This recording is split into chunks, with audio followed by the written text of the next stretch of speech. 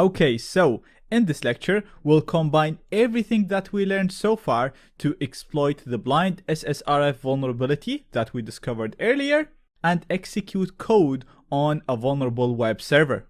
So by the end of this lecture, we'll basically have a remote code execution on the server by exploiting an SSRF vulnerability. So we're gonna send a forged request. In the forged request, we're setting our target in the referrer. We're gonna be putting our exploit in the user agent. And in yellow in here, we have the shell shock. We're gonna call it magic string to actually allow us to exploit the shell shock vulnerability, followed by the command that we want to execute, which is nslookup. So this is the command that will only send a request to my server. So we're saying nslookup myserver.com. And before that, as a subdomain, we're going to be running a command that we want to execute on the target server. So it's the whoami command. This is going to go to a vulnerable web application, to a blind SSRF vulnerability. And as a result, it's going to send this to target.com. It's going to set the host to target.com. And it's going to set the user agent again to the same exploit. Therefore, on target.com, the following command is going to be executed. So whoami is going to be executed first. And for example, let's say you get the user root as the result. And then it's going to perform an nslookup to root.myserver.com, which is what we specified in here. And therefore, because of the nslookup command, this value right here, root.myserver.com, will actually be sent to my server. And then I'll be able to read the logs of my server and know the result of executing my command, the whoami, because the first part of the result that I'm going to get is actually the result of the execution of the command, which is root. So let's go ahead and put this in practice. So we're going to turn on our interceptor. We're going to click on any product, and I'm going to send this to my repeater. We're going to set the target to, let's say, a service that is running locally. So we're going to do normal HTTP, and let's do 192.168.0.1 on port 8080. So we did this previously in order to access local services that are connected to the same web server. And then in the user agent in here, we're going to set our exploit. So we're going to remove everything we have in here, and we're going to paste the shell shock magic string.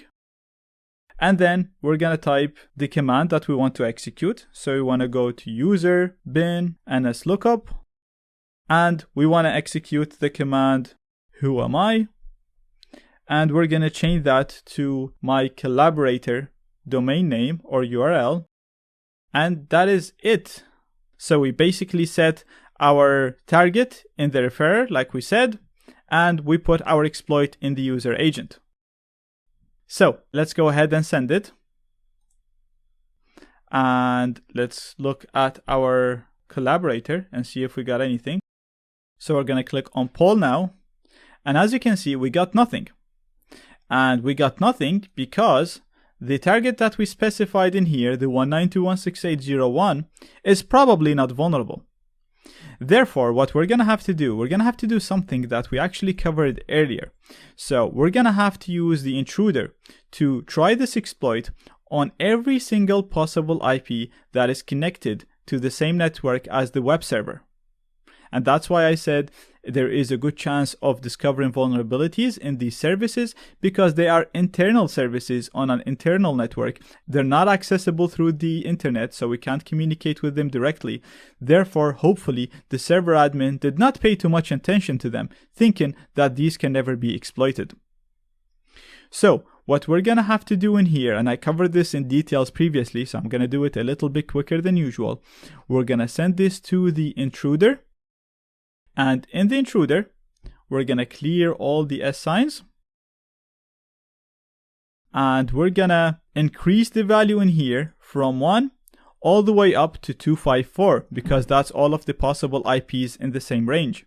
So I'm highlighting the number 1, and I'm clicking the add S to add the S's around it. And then we're going to go to the payloads. We're going to set this to numbers. We're going to increase it from 1 to 254. And we're gonna step one at a time. So we're saying we want to send this exact request with this exact exploit that we specified right here in the user agent. And the only thing that we're gonna change the IP in here. So we're gonna send the same request to every single possible IP by increasing this number from 1 all the way up to 254 to cover all possible IPs that might exist within the internal network.